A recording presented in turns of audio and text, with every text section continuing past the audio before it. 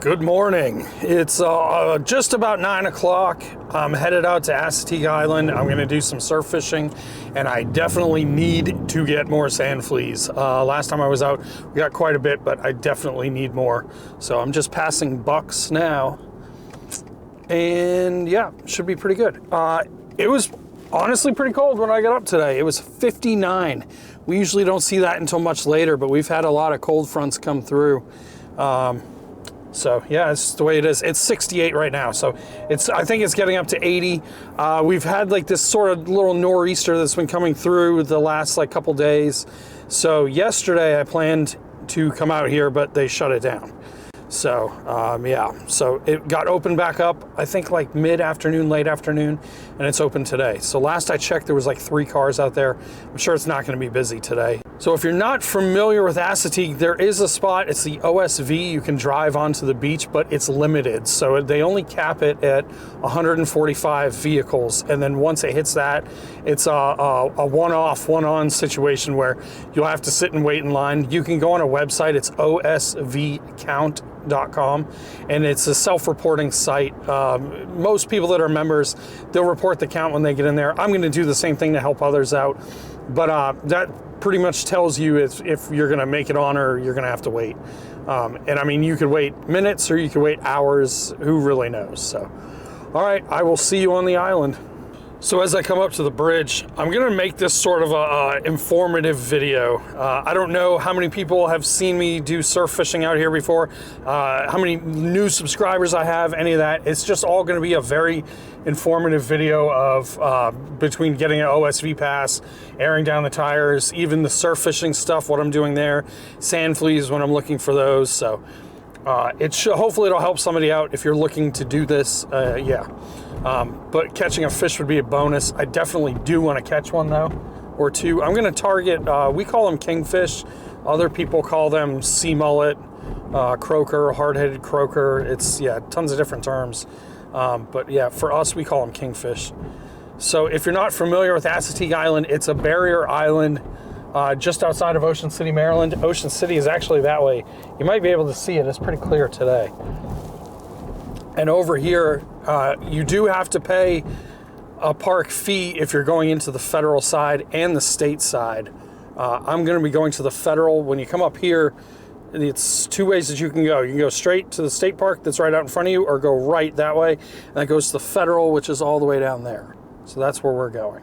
And the OSV is on the federal side. I've done tons of videos on Assateague. It's got an extremely interesting history. And there's actually hunting lodges that are abandoned out there. If you go to all my videos, just try to look up the Assateague videos. They're pretty interesting. And every day I'm learning new things about it. It's a wild, wild history. Everything from like dating back to like practicing bomb runs from airplanes for World War II, to the hunting lodges, to the old Coast Guard stations that were out here. There's tons of Native Americans, the wild ponies, how they got out here. It's just tons of stuff. So, all right, let's head down to the federal side. Like I said, you have to pay to get in the federal side. You also have to pay to get a OSV permit. The permit is right there, and you have to put it on your windshield. It's good for 1 year from when you got it. They don't do any like daily or weekly anything. It's for the year. There's 2 passes. One's just a regular one that allows you to go on. The other one is a bullpen. That's those little truck campers. If you got a camper in your pickup truck, you have to get that pass. And there's a specific section that you can camp in. No tent camping or anything out here on the beach, but they do have specific spots that you can camp.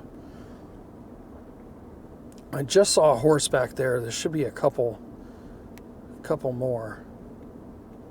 Let's see if I can try to find one. And this island, it also has sika deer, which are little, they look like to baby deer. Like the grown-ups are like 3 feet tall. It's pretty wild, but they're, I think they're Japanese. And they bugle like an elk. So I'm coming up to the guard booth now. I'm going to show them my pass and get on, but there's a daily, weekly, and yearly entrance fees to this. These are all to the left. It's all campsites, and to the right, they have different little things on each side. Like the one coming up, there's a little like beach down there. Here's some horses up here. Another one, there's a trail in the woods. There's another one that you can go like clamming and crabbing. Did a video down there not too long ago, just showing you where we went. Here's the horses. And they are wild. You have to stay away from them. People have been kicked. There was actually a video a while ago that went viral. A dude in a Speedo got kicked. Right in the nuts. There they are, though. And there's one on this side, too. Right here.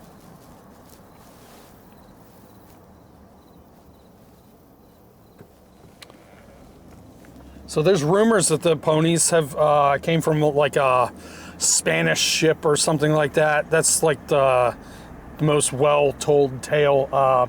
It's not true.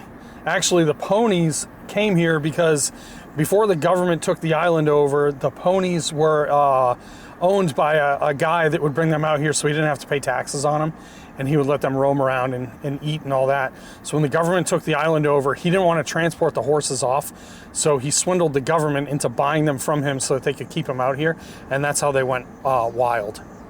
So that's the true story of the ponies. There's actually two different, I don't know what you call them, not herds or I don't know, whatever they are. There's ones on the Maryland side, which is this, and then there's another on the Virginia side. The Virginia side horses are managed by the Chincoteague Volunteer Fire Department, and the ones here are managed by the National Park Service. That's, yeah, obviously how they bought the horses. So, yeah, but they've been roaming wild forever. And it's, yeah, it's pretty neat to see them, especially on the beach. But anyway, to the OSV, I go all the way to the end. There's a little roundabout right there. It'll show you, you got to have passes. You don't have to have four-wheel drive. I would highly, highly recommend four-wheel drive. I would not come out here with without four-wheel drive. All-wheel drive, pretty sure you'll make it. Just try not to get in the deep ruts. I've done videos in the past of, you know, different things, tips and tricks and all that, so I'm not going to get like super into detail. You can search all those if you want. But here's the roundabout.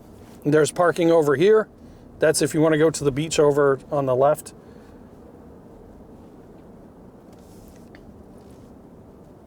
Usually in the summer, that's all filled.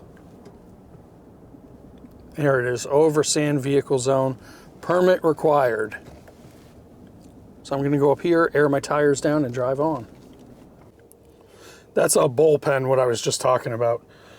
I will give you a trick to this. They didn't even air down. Dummies, man. You got to air down. I always stay between 20 and 22. That's always the best for me. The way that I do it, though, I have these automatic tire deflators. They're like 20 bucks and highly, highly worth it.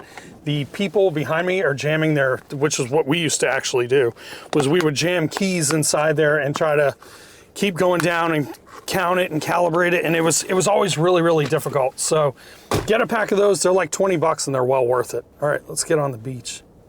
It's 14 on the beach. I'll be number 15. I'm gonna hit it in four-wheel drive. Usually if you're coming out here, this is the hardest spot. Just because of the deep ruts and stuff, or people trying to cut across like right there, but just give it a little gas and let her go, you'll be fine.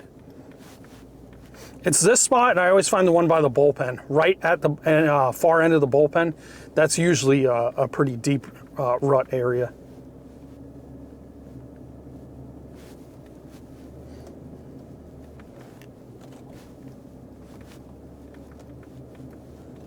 There we go, we made it on.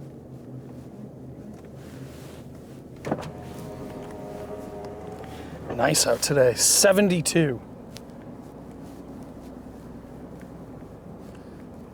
Go drive down by the ocean. Speed limit's 25 out here.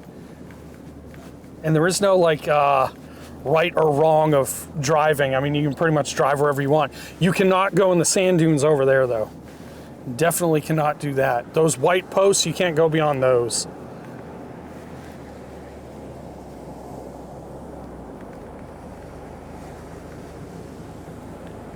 And as far as coming on and coming off, there's only one way on and one way off. The same way that you came on is the same way that you come off. If you go all the way down, it's like 12 miles that goes to the Virginia state line. There's a bunch of poles and wires that go over there. It's to keep you from not driving over there, and it also keeps the horses from staying on this side. So it's nice out today.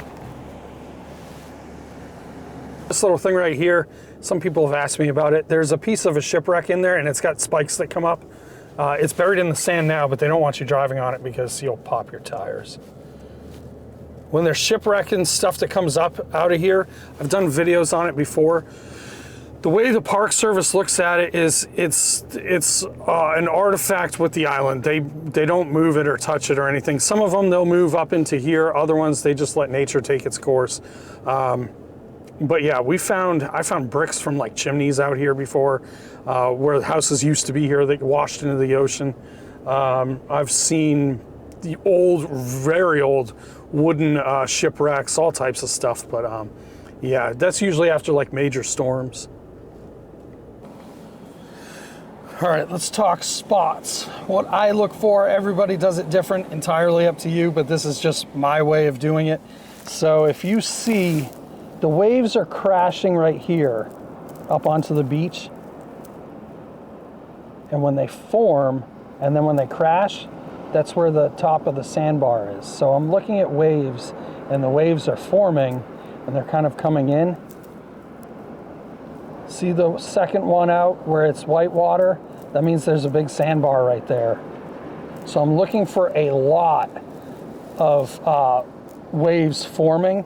That tells me that there's a bunch of sandbars, and I want to cast it in between those to make sure that the fish that are swimming in between will eat my bait. Now, if you look out that way, far out, that one that's cresting now and it's white water, that's a sandbar. And the more the white water stays up, the more the sandbar continues. It's right there too. So the white water stops, which tells me that there's a hole right there.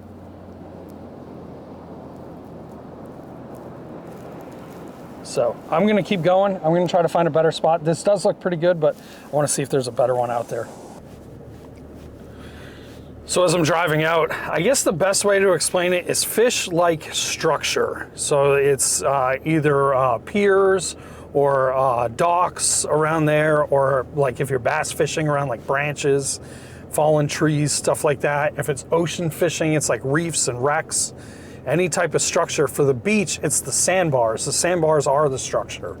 So a lot of them hang around the sandbars. So that's why I try to find as many as I can in one group. Like this one right here, there's a bunch of them. I'm still gonna keep going though. But yeah, so just look for the sandbars. Right here, there's no waves. There's none right here. I mean, there's one, but they're not going to be there. See how long that wave crashes for. Yeah, right there. So there's a hole right there. So that's what I look for. If you don't see any waves, that's not a place you really want to go. You want to try to find as many as you can in one little group.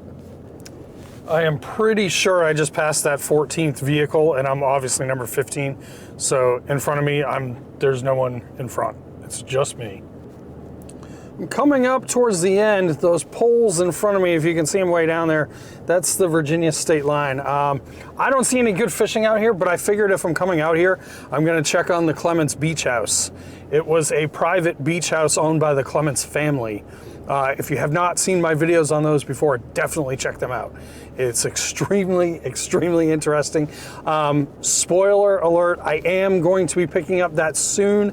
I'm just waiting on some things. You know what? I'll give it away. I'll say it. The owner, Bob, his son John, I've been talking with him, if you haven't seen my series on the videos. John has a boatload of pictures from when they used it in the summertime. So yeah, pretty wild. So I'm waiting on those so I can actually start the series back up, but we'll go take a look at it real quick. That's the Virginia line. Those are the poles that I was telling you about. They used to actually drive, when John used the house, they would drive down the beach, where there used to be an old road back there. But yeah, watch those videos because it's wild. There's the house. And from this view, that was their house, and their boathouse is right there, that white building. And there was a trail that ran all the way back, drive their car back there. But yeah, definitely check out those videos. It's extremely interesting. There's actually another house over there. You can't see it on camera, but to the left, you see a little chimney sticking up. That's the Musser's house. So, all right. I'm gonna start driving all the way back near where I came in. I don't see any spots out here really worth fishing, especially right here. There's hardly any waves at all. So don't want to fish out there. It is nice out today though. Little ghost crab holes.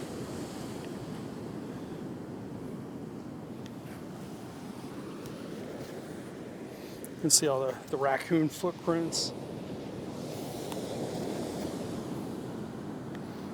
And it's interesting because the raccoons here, they have more of like a reddish tint to them because of the shellfish that they eat.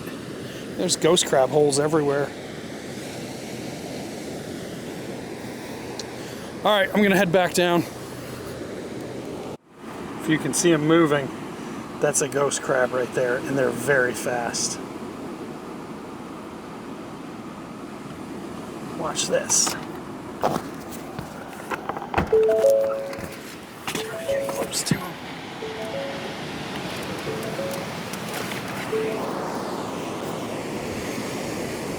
See how fast they go? Try to chase them. See, they're fast.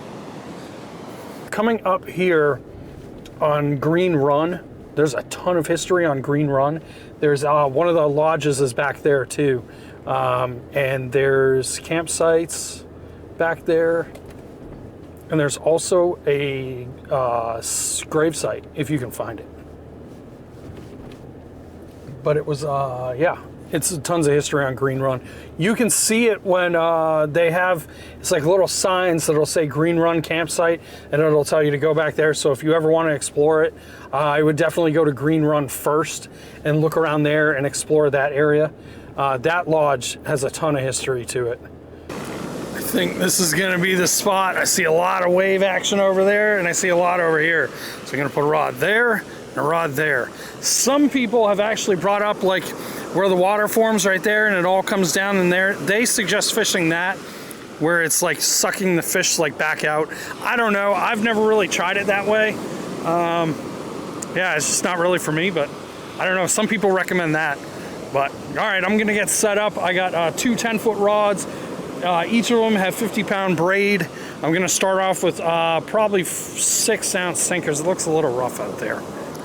I'll go over rig setup. So here's my 6-ounce. I use a pyramid sinker. And then it goes up to a high-low rig, and I have yellow floats on there.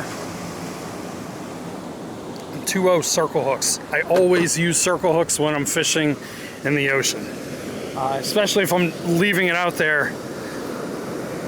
The bait that I have squid and salted clams. If you want to get your own clams, it is illegal to get them out of the surf, but you can go into the back bay and get them over there. And that's the setup. You can buy those rigs everywhere. They're extremely popular. I sell them on my website, the same exact ones that I use, ReelJayB.com. You can also get them at any tackle shops or anything. I will caution you though, the one thing that I would stay away from is anything that's all metal. So if it's all metal down here, you're only gonna get a couple uses out before it's gonna rust and break. So I always prefer to tie my own, just because these I can use over and over again. So the rods that I use, they're 10-foot rods. And I'll show you exactly. This is a Penn Fierce 3. It's a combo, 8000 series reel. Moderate to fast action. I can put 30 to 65 pound braid and cast 2 to 6 ounce lures, so 6 ounce weights. But that's what I use. The other one is an ugly stick. I think it's like the Big Water series. And that one's, it's got a Penn Wrath 8000. And those are my rods. I only usually fish 2. Some people fish more, but for 2, I feel like it's more manageable. Oh, I'll bring this up anyway. Cast King bags. These are the only ones, I have 2 of them. They're the only ones that I've ever had that don't rust. They don't rust at all. All the other ones, the zippers rust. I had one from, I think, Bass Pro. I literally had to cut the bag open to get all my stuff out because all the zippers had rusted shut. If you're looking for a tackle bag, definitely recommend Cast King. You can actually use my code. I think it's JKK, and you can save some money. But yeah, highly, highly recommend Cast King. All right, here we go. Bait, I got squid on the bottom and squid on top. Clam on the top, clam on the bottom. So I just flipped them. Try to test out and see what works. Whatever works, we go switch over to that, and that's all we use. So let's see how it goes. All right, here we go. Lots of wave action. I love it.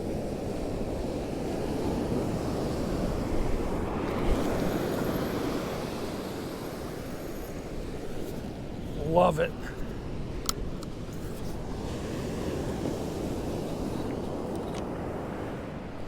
The other one, I'm gonna take my boots off. Try to go in the water a little bit. Gotta get it out a little further. I think I might do the same with that one I just cast out too.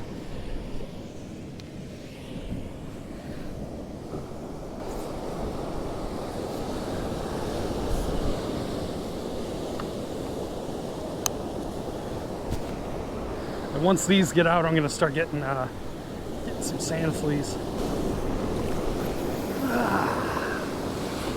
There we go. I like that spot too.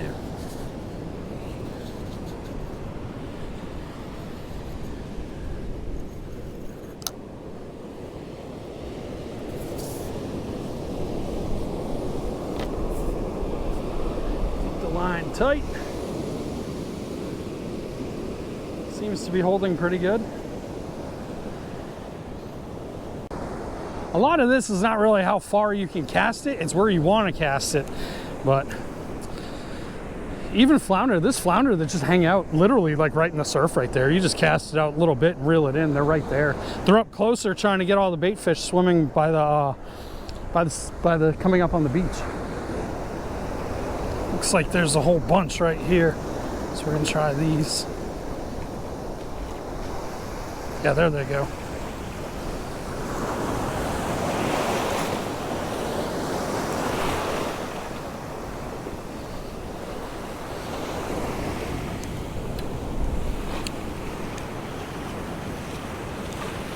Got a pretty good amount. There's a lot more there though. I'm gonna try to get some more.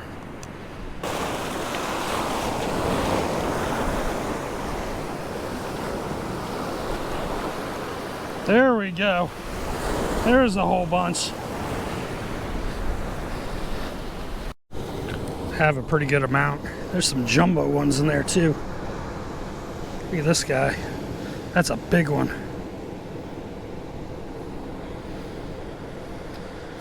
There's a ton. There's handfuls of them.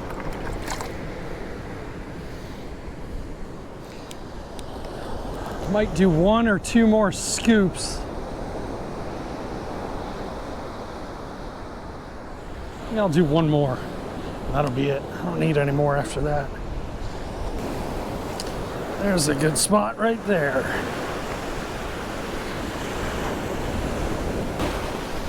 Wait right here.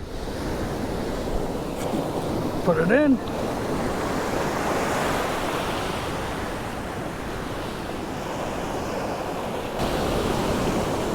And decent amount. I'll take that.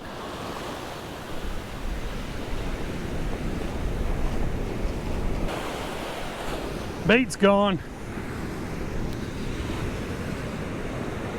If this one is, I bet the other one is too. I'm gonna rebait it and send it back out. Bait's gone on that one too, so we'll rebait it. We are getting bites. Is it gonna stay on though? It just shook about 2 or 3 times. Haven't seen it since. Come on, fish, eat it.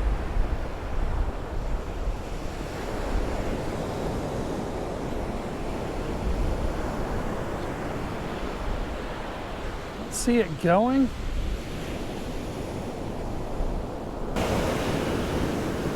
Yeah, bait's gone again. They're biting. All right, I'm curious. My bait is gone again. I've like triple and quadruple hooked it. I remember I have my underwater camera. I'm gonna put it on now and see what's taking the bait. Okay, we're ready. We got the camera on. Got the bait hooked at least 3 times. I put squid and clam on there too. So let's see what happens.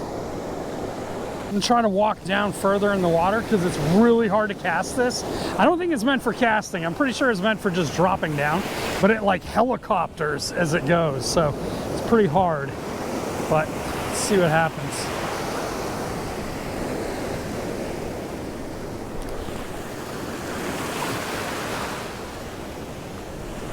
All right, it's in there. Let's see what it does.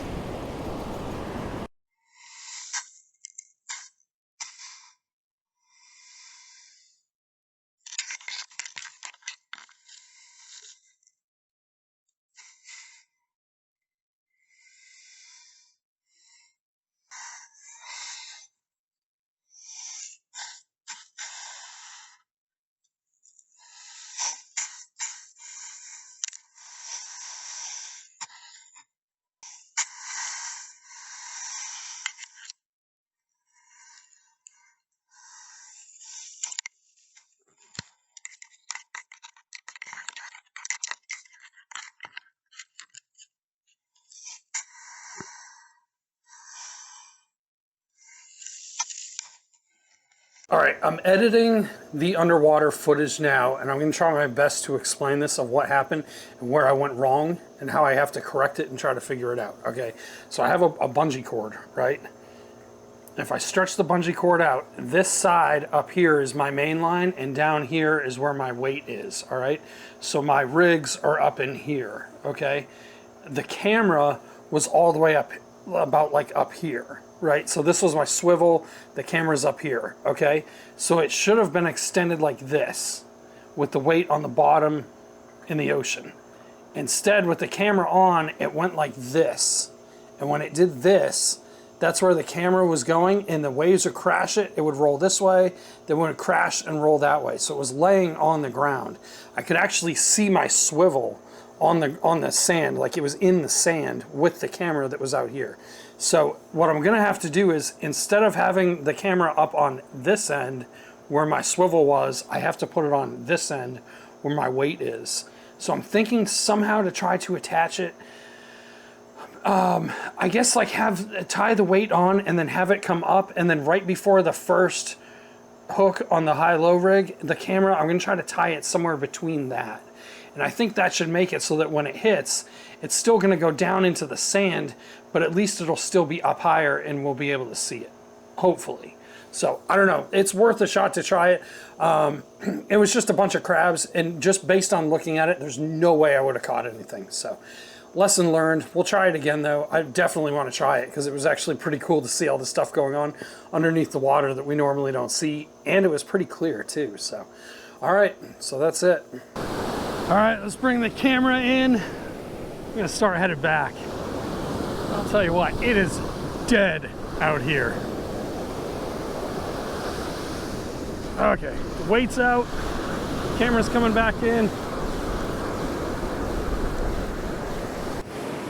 That is it. I got a gallon-sized bag of sand fleas, so that's gonna do really well. I just break them apart and put them into individual like sandwich bags, so that way I'm not wasting a whole bunch, and then I just use them as needed. Anyway, appreciate you watching. It was a rough one today fishing. There's not many people catching stuff. I think it's still a little early in the fall, just for like kingfish and all that stuff. But yeah, still a fun time. It's a fun adventure. I got a ton of bait for Tog, which I'm super excited about. So I'm gonna get everything packed up and get out of here. So I'll see you on the next one.